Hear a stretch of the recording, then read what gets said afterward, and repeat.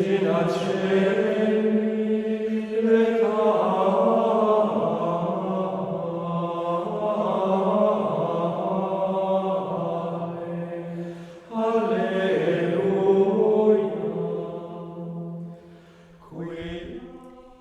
à tous. En ce temps de confinement, peut-être que vous vous sentez un petit peu enfermé entre les murs de votre maison ou de votre appartement. Alors, avec notre curé, le père Christophe Le Sourd, et toute l'équipe de la pastorale du tourisme de la cathédrale du Mans, nous sommes heureux de vous proposer quelques petites émissions qui vont vous faire voyager dans la plus belle cathédrale du monde, la cathédrale du Mans. Alors, nous avons appelé ces émissions Brevis Visita parce que le format est très court. L'idée n'est pas de faire une présentation exhaustive, ce serait sûrement beaucoup trop compliqué, mais plutôt de vous donner envie de découvrir ou de redécouvrir par petites touches des lieux importants, des joyaux de notre cathédrale, et pour qu'ensuite, lorsque nous pourrons le faire, nous puissions nous retrouver et partager ensemble les découvertes que la cathédrale nous offre. Voilà. Alors, nous ferons plusieurs petites émissions. La première aujourd'hui sera sur les vitraux de la cathédrale.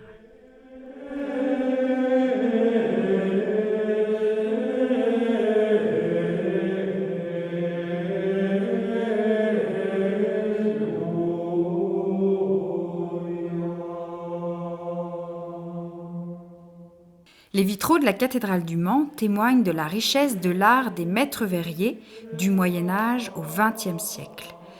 Les vitraux qui nous restent du Moyen-Âge, du XIIe siècle, étaient placés à l'origine dans le chœur.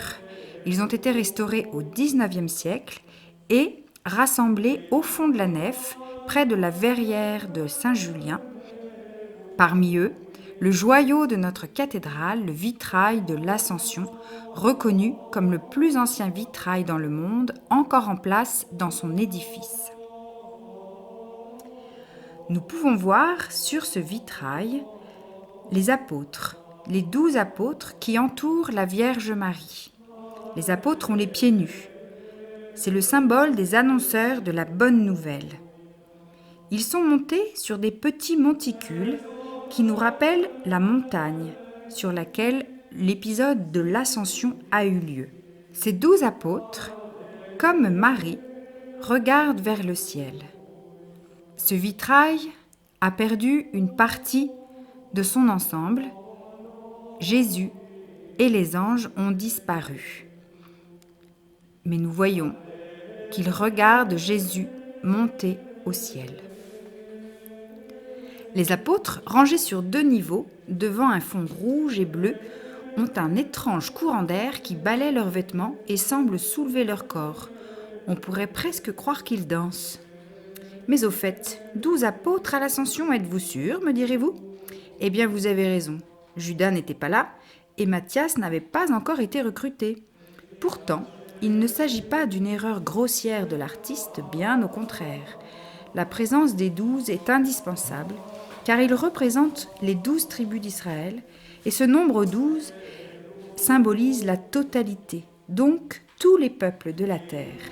D'ailleurs, la présence de Marie est elle aussi anachronique, car les actes ne signalent pas sa présence à cet événement. Toutefois, on peut y voir une allégorie de l'Église naissante. Comme Marie, l'Église engendre à la nouvelle vie des fils de Dieu.